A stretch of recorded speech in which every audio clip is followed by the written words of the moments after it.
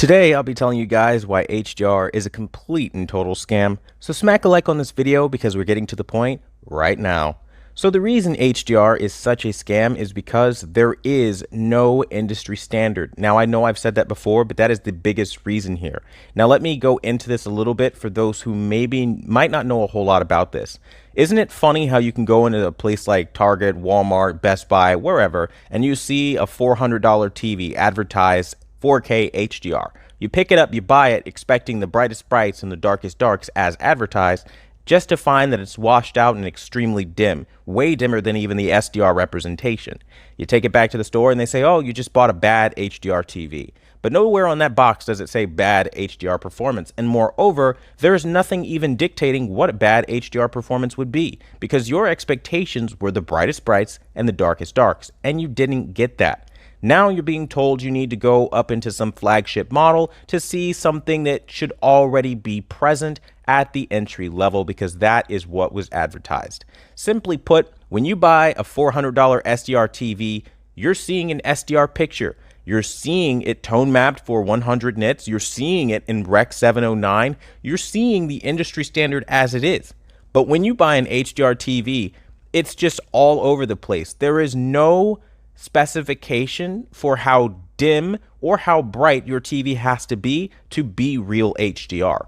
Now, there have been attempts to create these certification badges from VESA and the UHD Alliance to try to help that lack of a standard, by the way, but that doesn't create a standard. That is just a certification, and it isn't even something that must be followed. And that is the problem here. You still have manufacturers pumping out these TVs at the low end, and even at the high end, by the way, well below 1,000 nits, well below any kind of industry standard. I mean, look at what Sony does with their OLEDs. Okay, the HDR experience is horrible. I have a Sony A8G or A8G, and I've seen the A8H, and the HDR is just terrible. It is nothing to write home about from a color perspective. Very washed, very unrealistic from a personal standpoint from what I see in the real world. But the reason that is happening is because there is no industry standard, and there is no one color profile here. You don't have anyone outlining that this one codec, this one approach, this one method is HDR. And I think that's the problem here. I mean, how great would it be if I could just sell you a car and you're asking what the mileage is on the car, and I say, oh, well, it's around this area. That's not a ballpark, is not a guarantee. And the world of TVs gets away with so much convenient bullshit where they get to say anything on the box. They don't have to prove anything, and they could just ballpark it for you and make millions. Isn't that such a convenient business model where I don't have to say anything of value for you, but then I can walk away with all your cash? And even when I dupe you, there is no class action lawsuit calling me out on my scam. For example, the 120 hertz they put on the box. You can't actually get that in 4K, even with an HDMI 2.0 TV that they've been selling for years, which is a complete and total scam as well. Though magically now they come out with a whole new scam or standard that they know should have been released years ago, which is HDMI 2.1, to get that 4K 120 hertz that they've been advertising all this time when they say 120 hertz refresh rate.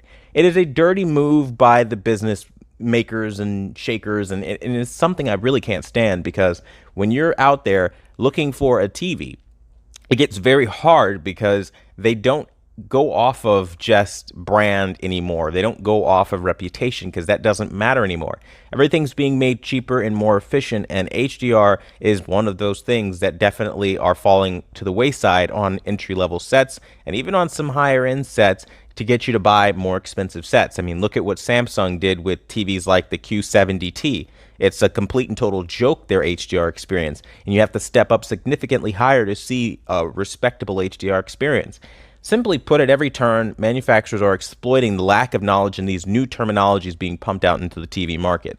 And they're getting millions and billions of dollars even just to do this year after year. And so I step in and I try to let you guys know about these scams, because it hits home when I see a lot of people that I know personally getting affected by this. So I hope that when you're buying your next TV, or your family member is shopping around for you for the holidays, you remember that HDR is a scam. You do not buy for that. You make sure that if you're buying for 120 hertz, you buy HDMI 2.1.